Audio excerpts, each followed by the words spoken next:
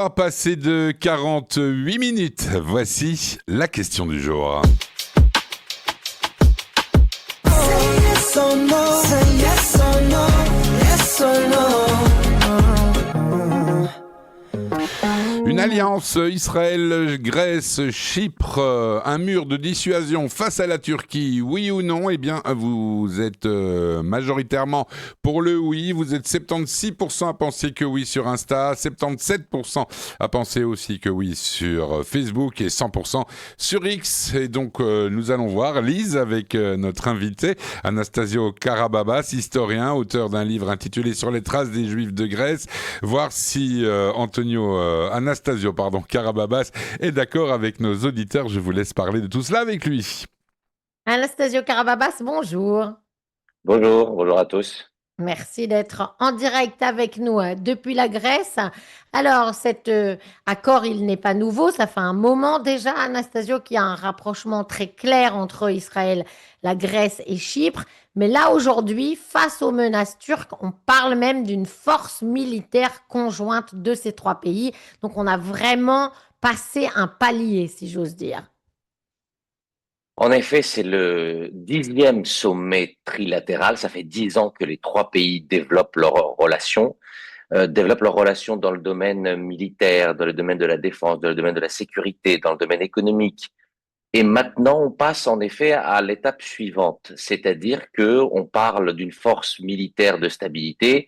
Et puis, n'oublions pas que désormais, nous avons également le soutien des États-Unis. Ici, en Grèce, on parle de la collaboration 3+1, donc les trois pays, Grèce, Chypre, Israël, plus les États-Unis qui vont superviser, on va dire, ces relations-là. En effet, les Turcs sont dans une grande nervosité et d'ailleurs, vous savez que hier et avant-hier, il y a eu une violation de l'espace aérien grec plusieurs fois par des avions militaires turcs. Bon, ça, nous avons l'habitude. Mais les Turcs semblent ne plus avoir d'autre recours que de violer l'espace aérien, de montrer qu'ils sont toujours là. Et la presse turque, d'ailleurs, parle de château de sable, de triangle du mal. Bref, il y a une grande nervosité de l'autre côté de la mer Égée. Mais vous l'avez très bien dit, ici, nous parlons d'une relation extrêmement forte dans plusieurs domaines. Et de fait, si vous voulez, l'influence turque est en train d'être limitée et contenue par les trois forces. Et la Grèce également, aussi Israël et Chypre, Israël en premier et puis la Grèce en deuxième, sont des forces militaires.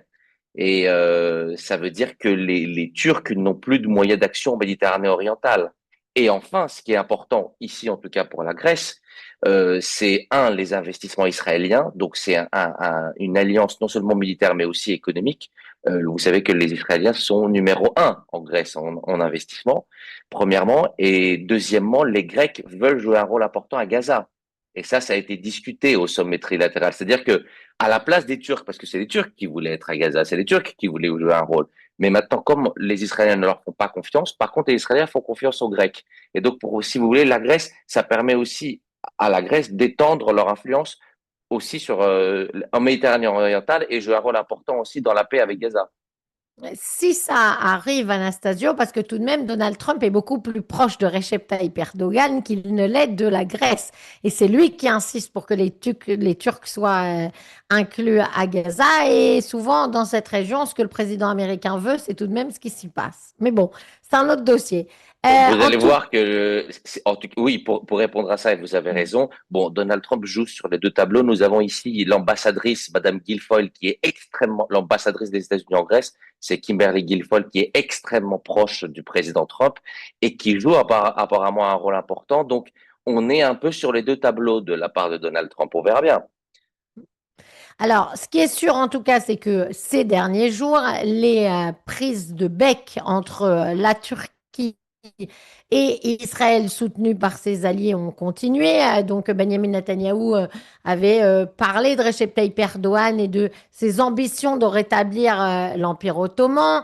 Hier, c'est Recep Tayyip Erdogan qui répondait en disant que c'était ironique de parler des ambitions impérialistes des autres régions quand on venait de commettre l'un des pires génocides de l'histoire, a écrit la présidence la présidence turque, pardon, sur le réseau social X. Et puis, ce qu'il écrit, c'est la Turquie a toujours été une source de stabilité et de paix. Bah, honnêtement, Anastasio Karababas, historiquement, c'est quand même franchement pas vrai, régionalement, où je me Ça me trompe. fait rire. Excusez-moi, mais ça me fait rire. La Turquie, qui est une force de stabilité en Méditerranée orientale, c'est très marrant. Vous savez qu'ici en Grèce, nous vivons quand même avec le stress, si vous voulez, non seulement des violations, mais également avec l'espace économique exclusif, l'espace maritime. Vous savez que les Turcs parlent de la patrie bleue, c'est-à-dire prendre la moitié de la mer Égée, l'île de Rhodes, l'île de Chios, l'île de Mytilène. Enfin bon, c'est caustique de la part des Turcs. Non seulement ils ont une politique extrêmement agressive sur la mer Égée, en Méditerranée orientale, ils essayent de contrôler et aussi d'encercler Chypre en faisant par exemple une collaboration avec la Syrie. Et là, c'est Israël qui intervient heureusement pour mettre fin à tout ça.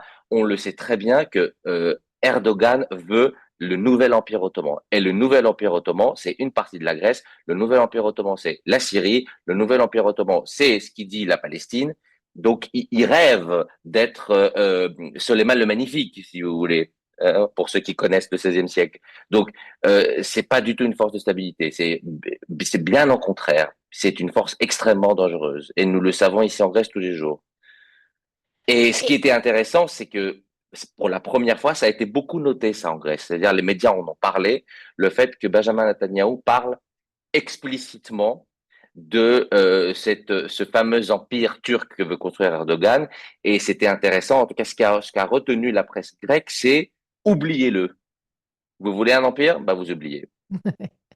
bon, ben, la presse grecque a raison parce que là-dessus, je pense que le Premier ministre israélien n'a pas l'intention de tergiverser avec ça. Non. Alors, on le sait, Anastasio Karababas, depuis des années, donc il y a une partie Chypre grecque et une partie Chypre turque, et c'est aussi au milieu de ces problèmes avec la Turquie. Et l'ONU n'a jamais réussi à faire quoi que ce soit pour améliorer cette situation. Est-ce que, on l'a compris, du côté de Recep Tayyip Erdogan, on veut prendre le pas sur l'autre côté? Est-ce que du côté de Chypre, on voudrait seulement récupérer le côté turc ou est-ce qu'on voudrait aussi aller plus loin? Alors, en effet, bon, l'ONU, le fait que l'ONU ne puisse rien faire, j'ai envie de dire, on a l'habitude. Mais pas qu'à Chypre. Et on ne compte plus sur l'ONU pour régler quoi que ce soit. Bon, Mhm. euh, premièrement. Deuxièmement, depuis 1974, la Turquie occupe illégalement le nord de Chypre et a une politique extrêmement agressive, non seulement sur terre, mais aussi sur mer.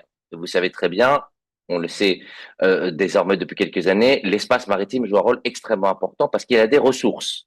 Donc, c'est extrêmement tendu dans la région et ce que veulent, ce que souhaitent, ce que rêvent, j'ai envie de dire aussi, les Chypriotes grecs, c'est la réunification de l'île. Parce qu'en plus, c'est pas seulement symbolique, c'est que ces gens qui étaient dans le nord de l'île avant 74, ils ont été renvoyés, manu militari, massacrés. Vous savez qu'aujourd'hui, il y a encore des personnes des victimes de cette guerre et des gens qui ont été kidnappés, qui n'ont jamais été retrouvés. Vous savez qu'il y a des familles encore qui attendent leur mort. Et donc, c'est pas seulement un problème territorial, c'est aussi un problème symbolique. Donc, les Chypriotes grecs veulent la réunification de l'île. On le sait très bien que c'est un peu naïf, parce que jamais les Turcs n'accepteront ça.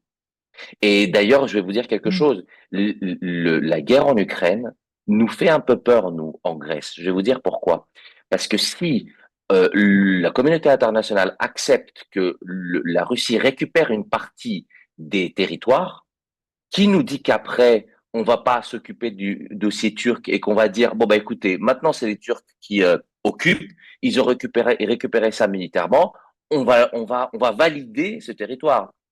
On fait le lien, si vous voulez, entre ce qui se passe en Ukraine et ce qui se passe à Chypre, parce qu'on a peur qu'on fasse la même chose. C'est-à-dire que c'est la loi du plus fort, que le plus fort gagne. La Russie récupère une partie de l'Ukraine, bah pourquoi pas la Turquie qui récupère une partie de Chypre. Mm. En tout cas, dernièrement, ils en ont profité aussi pour forer du gaz du côté de la partie de Chypre qu'ils contrôlent. Et ça aussi, économiquement, c'est pas du tout du goût ni des Chypriotes, ni des Israéliens, ni des Grecs, hein. Et c'est aussi une des choses sur lesquelles ils vont travailler ensemble sur les ressources de gaz Et juste ce qui est communes. important aussi, excusez-moi de vous interrompre, Lise, les ressources de gaz, les Turcs font en effet cette recherche, ils veulent absolument retrouver du gaz pour pouvoir se développer. Nous, ce qui est important, c'est le lien Grèce, Chypre et Israël, et aussi, il faut voir le dossier de manière un peu générale. On cherche à faire le lien avec l'Inde. Donc, c'est un corridor qu'on veut développer aussi avec l'Inde, qui est un grand allié. Et si on le fait, ça sera aussi l'indépendance énergétique en Europe. Parce que ce sommet trilatéral concerne aussi l'ensemble de l'Europe. Absolument, c'est tout à fait vrai. Merci beaucoup, Anastasio Karababas, d'avoir été avec nous ce matin, historien en direct de Grèce, auteur de Sur la trace des Juifs de Grèce. À très vite pour ce dossier qui concerne, comme vous venez de le dire, l'Europe tout entière. Merci.